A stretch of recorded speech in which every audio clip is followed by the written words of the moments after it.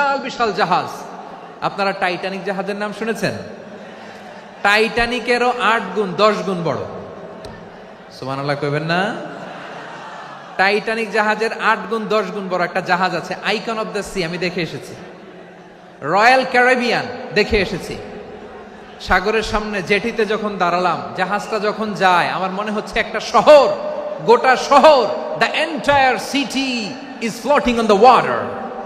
পুরো একটা শহর মনে হয় পানির উপর দিয়ে ভেসে যাচ্ছে। পড়েন সুবহানাল্লাহ। এই যে আইকন অফ দ্য সি, এই ক্রুজ, এই জাহাজটা, এটার ভিতরে স্টেডিয়াম আছে। কিসের ভিতরে স্টেডিয়াম? কথা বুঝে নাই বোধহয়। স্টেডিয়াম কিসের ভিতর? সুইমিং পুল আছে, শপিং মল আছে, রেস্টুরেন্ট আছে, ক্লাব আছে, 3000 4000 রুম বিশিষ্ট, কক্ষ বিশিষ্ট হোটেল আছে। এই সবগুলোর নিয়ে এগুলো চলে সাগরের এই দোলার মধ্যে, জলোচ্ছ্বাসের মধ্যে, এই সাগরের ভেতরে এই জাহাজগুলোর ভাষায় রাখছে কে?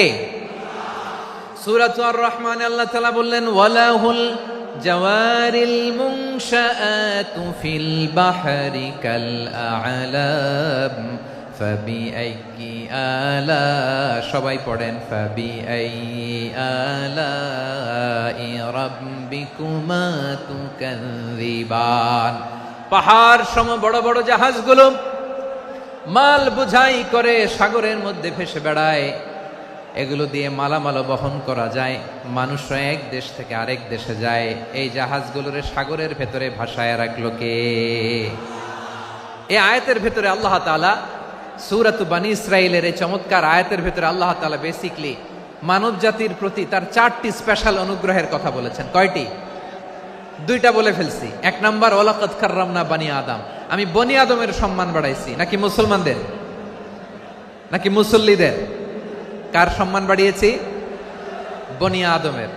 তাহলে human dignity, the first part of the verse talks about the human dignity.